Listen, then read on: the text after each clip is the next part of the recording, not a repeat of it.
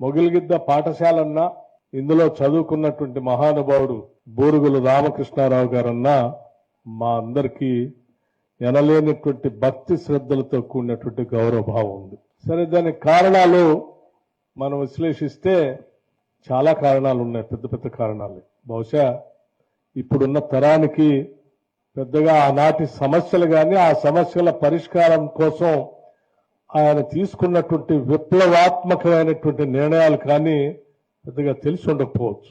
కానీ ఆ నిర్ణయాలు ఈరోజు మనం చదువుకోవటానికి సామాన్యంగా కనపడుతుండొచ్చేమో, ఎందుకంటే అలవాటు పడినాం కాబట్టి. కానీ వారు ఆనాడు తీసుకున్న నిర్ణయం బహుశా తరతరాలుగా ఈ సమాజంలో ఉన్నటువంటి అనేక కార్యక్రమాల పైన ఆ సామాజిక మార్పు కోసం ఆయన తీసుకున్న నిర్ణయాలు మామూలు నిర్ణయాలు కాదు. అవి చాలా గొప్ప నిర్ణయాలు. దున్నేవాడిదే భూమి, భూమి కోసం భుక్తి కోసం పోరాటం, రాజు దైవాంశ సంభూతుడు, భూమంతా వారిదే, దున్నే ఏ రైతుకి భూమి మీద హక్కు లేదు, వెట్టి చాకిరి, జమీందారి, జాగీర్దారి.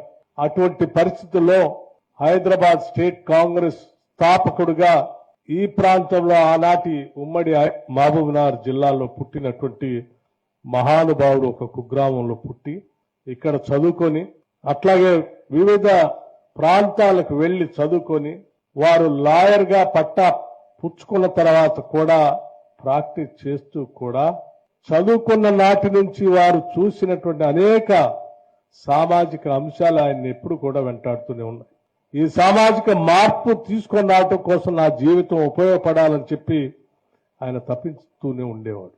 అలా తప్పిస్తూ వృత్తిని కూడా వదిలిపెట్టి తిరిగి రాజకీయాల్లోకి వచ్చి పెద్ద ఎత్తున అట్లాంటి ఉద్యమంలో గ్రంథాలయ ఉద్యమాన్ని కూడా స్థాపించి ఆ గ్రంథాలయ ఉద్యమాల ద్వారా ప్రజలను చైతన్యపరుస్తూ నిజాం నిరంకుశ పరిపాలనకు వ్యతిరేకంగా స్వాతంత్ర పోరాటాన్ని సాగించినటువంటి గొప్ప మహానుభావుడు చదువుకున్నటువంటి పాఠశాల ఇది.